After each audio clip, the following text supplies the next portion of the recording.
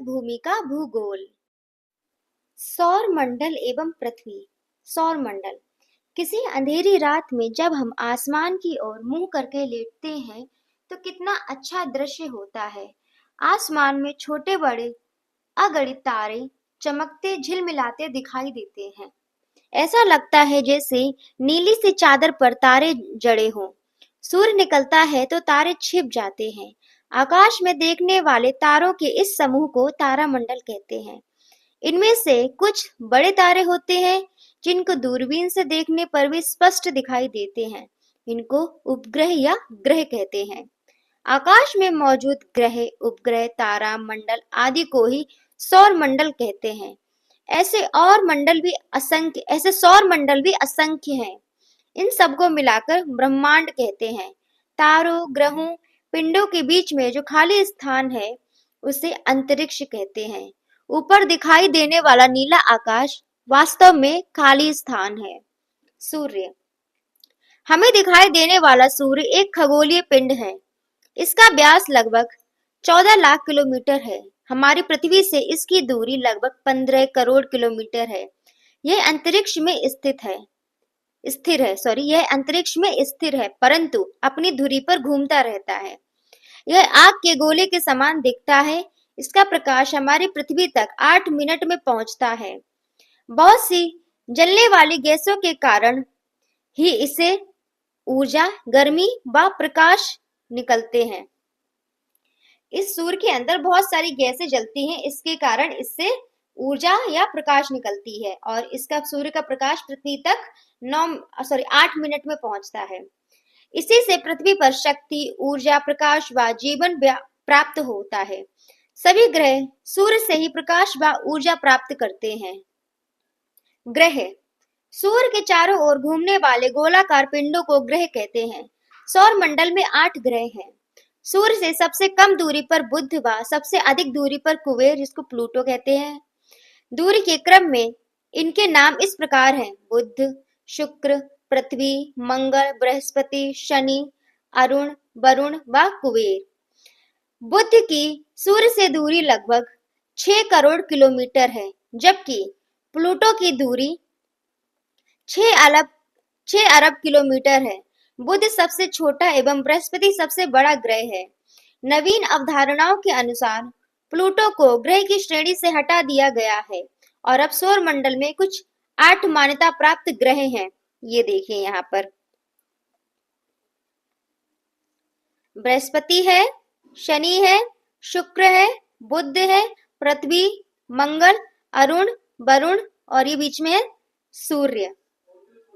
1 2 3 4 5 6 7 8 और बीच में तो ये सूर्य है। उपग्रह क्या होते हैं?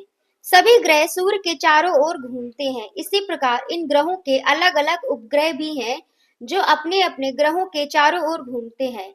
हमारी पृथ्वी का एक ही उपग्रह है, चंद्रमा। यह हमारी पृथ्वी की परिक्रमा 29 और आधे दिन में पूरी करता है। यही एक मास होता है, ठीक है, मतलब 29 दिन और एक आधा दिन। चंद्रमा भी सूर्य से ही प्रकाश प्राप्त करता है। वही प्रकाश परावर्तित होकर हमारी पृथ्वी पर चांदनी के रूप में आता है। पृथ्वी व चंद्रमा की परिक्रमा के कारण से ही दिन रात, मास, ऋतुएं, चंद्र ग्रहण व सूर्य ग्रहण होते हैं। पृथ्वी हमारी पृथ्वी सूर्य के चारों ओर घूमने वाले ग्रहों में से प्रमुख ग्रह है। इसका परिक्रमण सूर्य के चारों ओर घूमना लगभग 365 दिन और 1/4 दिन में पूरा होता है। सूर्य के चारों ओर घूमने के साथ साथ पृथ्वी लट्टू के समान अपनी धुरी पर भी घूमती है। इसमें 24 घंटे लगते हैं। इसे परिभ्रमण कहते हैं। यहाँ के पर्वत, सागर, नदियां, जलवायु, जीव जंतु आदि अत्यंत आकर्षक हैं। सूर्य से कम दूरी होने पर पृथ्वी के कुछ भागों में बहुत अधिक गर्मी और अधिक दूरी होने पर कुछ भागों में बहुत अधिक सर्दी होती है। हमारी पृथ्वी पर थल व जल के 2 भाग हैं, ऊंची नीचे मैदानी रेतीली, ऊंचे नीचे हिम से ढके हुए पर्वत, हरे भरे मैदान व खेत, पवित्र जल से भरी नदियां, विविध प्रकार की वनस्पति हमारी पृथ्वी को सुंदर व आकर्षक बनाए हुए हैं।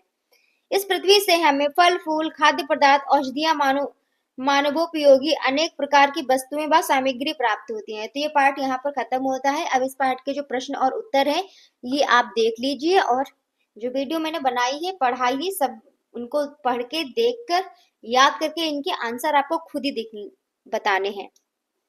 ये जितने भी क्वेश्चंस हैं ये आपके आंसर तो इस किताब में पढ़ ही चुके हैं। तो इस वीडियो में ग्रह किसे कहते हैं, ग्रहों के नाम क्या होते हैं, दिन रात क्यों होती है, ये सब के आंसर सभी पढ़ चुके हैं। आप इसको दोबारा से देखिएगा, आपको सब पता लग जाएगा।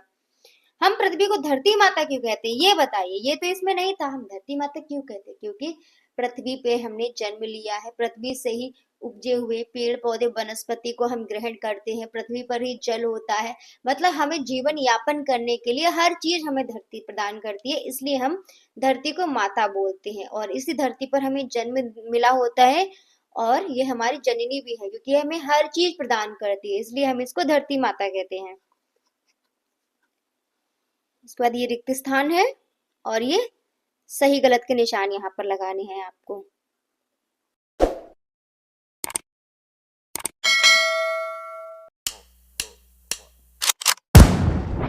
They call me a